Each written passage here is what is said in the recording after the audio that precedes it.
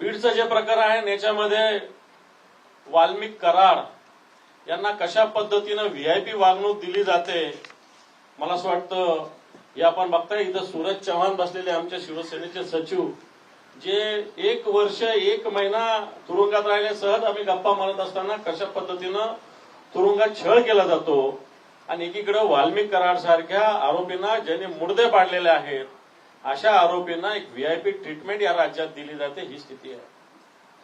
काही जिल्ह्यामध्ये दारूबंदी आहे, विशेषतः गडचिरोली जिल्ह्यामध्ये, वर्धा जिल्ह्यामध्ये दारूबंदी असताना 7,000 गुन्हे या ठिकाणी नोंद झालेले दारूच्या विषयी. मला असं वाटतं हे सगळं होत असताना महिला स्त्रीवरचे अत्याचार, एक मालाडमध्ये घटना घडली, बदलापूर सारखी, अमरावतीमध्ये घटना घडल्या, सरकार याच्यावर कोणती भूमिका घेत नाही. संतोष देशमुख यांची जी मस्साजोगमध्ये हत्या झाली याच्यातला आरोपी कृष्ण आंधळे अजूनही पकडला जात नाही. तब्बल 9 डिसेंबरला झालेली घटना आहे. आज 2 मार्च उगवलेला आहे.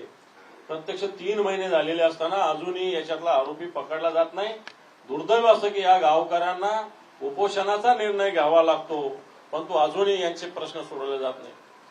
हे सगळं होत असताना प्रशांत कोरटकर सारखा एक मस्ती आलेली व्यक्ती जी कोणाशी संबंधित आहे, इंद्रजित सावंत सारखे थोर इतिहास संशोधक असलेल्या व्यक्तीला फोन करून धमकी देते आणि या प्रशांत कोरटकरांना सरकार संरक्षण देतं. म्हणजे हे सरकार कोणत्या दिशेनं चाललेलं आहे? प्रशांत कोरटकराला तर आतापर्यंत बेड्या घालून जेलमध्ये टाकायला पाहिजे होतं. इंद्रजित सावंतांसारख्यांना धमकी देणं, छत्रपती शिवरायाविषयी अपशब्द वापरलं.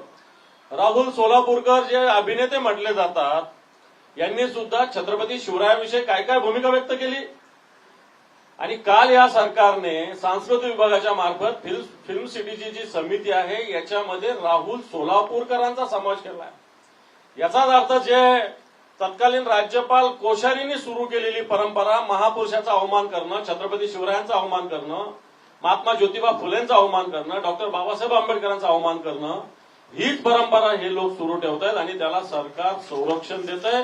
कोरटकर असेल की राहुल सोलापूरकर असेल, ही एकाच माळ्याची मणी आहे.